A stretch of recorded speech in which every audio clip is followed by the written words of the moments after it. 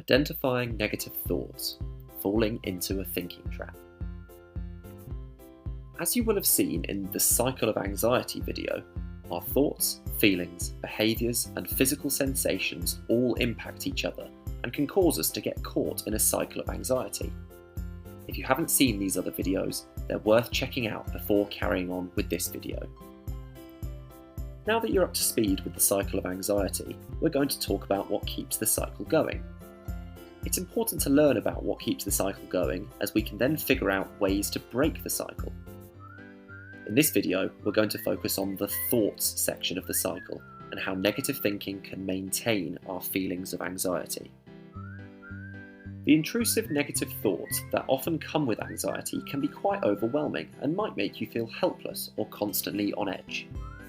Everyone has these kinds of thoughts from time to time, but sometimes we spend too long dwelling on them, start looking for evidence to prove them, and start treating them as facts. This causes the thoughts to go round and round in our heads, and we rarely stop to challenge or question them. We call this falling into a thinking trap. There are lots of different types of thinking traps. You might find that some thinking traps are more relevant to you than to others, and that some of them aren't relevant to you at all. This is perfectly normal, and an important first step is being able to identify which thinking traps most affect you. While we go through the different types of thinking traps, have a think about whether there are any situations that you find yourself thinking in this way, and make a note of which traps you think you fall into most often. The downers. The downers are thinking traps that make us focus on the negative things in life. We might be wearing negative glasses, which only let us see the negative parts of an event. For example, if you have a really nice day with your friends, but at the same time you have a small disagreement with one of them, these negative glasses will pick out this negative point and make you focus on it, even though the rest of the day was fun. As well as focusing on the negative things, we might be actively ignoring the positive things, or thinking that anything positive is unimportant. For example, if your friend asks if you want to see them after school, but you think, well, they probably can't find anyone else to go with, you would be falling into the thinking trap of dismissing the positive parts.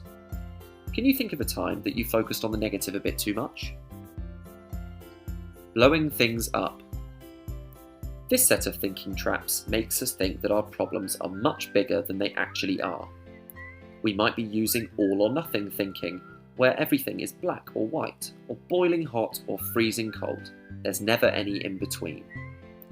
For example, a disagreement with a friend might make you think, right, we're not friends anymore. Or maybe you believe that things must be done right or not at all. We might be catastrophizing, which is where we magnify the negative and blow things out of proportion, so that in our heads we're playing out the worst case scenario. For example, you might drop a book in class and think that the whole class is watching. Or after being told off by your parents for arguing with your sibling, you might conclude that they always take your sibling's side. The other trap we might fall into is overgeneralizing, or snowballing, which is where something starts off small but quickly picks up more and more momentum until in the end it's a really big problem. We might see patterns in single events, or be very broad in the conclusions we draw. I've seen a cloud, and therefore there's going to be rain. For example, you might do badly in one test and conclude that you'll do badly in all tests, or you might not get picked for a sports team and think that that must mean you're bad at all sports. Are there examples you can think of where you've possibly blown things out of proportion? Predicting failure. Sometimes we feel anxious because we think something bad will happen. Do we know for certain? No. But our intrusive thoughts make us believe that the worst will happen, as these thinking traps make us jump to negative conclusions. Maybe you're a bit of a mind reader, where you make assumptions about what other people are thinking. For example, I know she doesn't like me, or I bet those people are all laughing at me. Or it could be that you try to predict the future like a fortune teller. If I go to the mall, something bad is going to happen to me. Or, I know I'm not going to be able to do this work. If you start making these kinds of assumptions, it can be difficult to separate thoughts from facts. Do you think you ever predict bad things happening in your life? Feeling thoughts. Do you ever find that your thoughts are more negative when you're in a bad mood? Or if you're already nervous about something, then your worries about everything seem to escalate? Sometimes it's quite tricky to separate our thoughts from our emotions, and we might fall into the trap of letting our emotions dictate what we think. These thinking traps are where our emotions become very strong, and the way we think ends up being determined by how we feel, not what actually happens. It could be that you feel embarrassed and then conclude from this that if you're feeling this way, you must be an idiot. This is called emotional reasoning.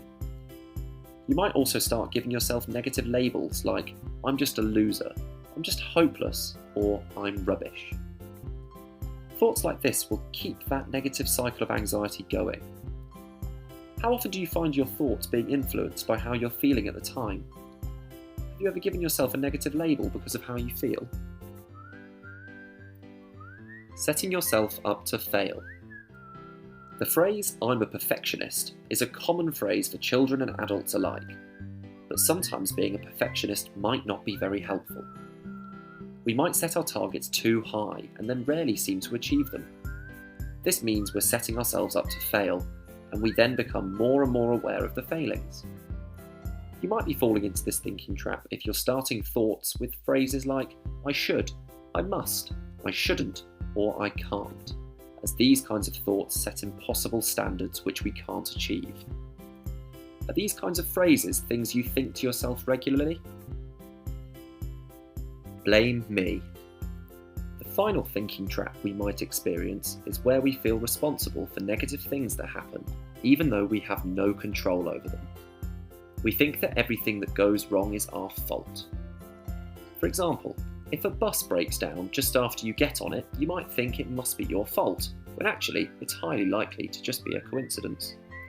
Or if your friend walks past you without seeing you and doesn't talk to you, you might assume that you must have said something to upset them. Placing the blame on yourself like this can be very challenging and very tiring. Do you ever find that you tell yourself things must be your fault? So, in summary, the thinking traps you should be aware of are the downers, blowing things up, predicting failure, feeling thoughts, setting yourself up to fail, and blaming yourself. Being aware of whether you're falling into these traps is the first step in overcoming your anxiety, so try to notice when you start thinking in these ways. It might be useful to even make a note of the thoughts you're having and which thinking traps you think you're falling into. Once you've done this, we can then go about preventing it from happening. We can do this by challenging our thoughts. Watch our video, Managing Negative Thoughts, Thought Challenge Buster, for more information on how to do that. This video was created by the Tower Hamlets Education Wellbeing Service. Thanks for watching.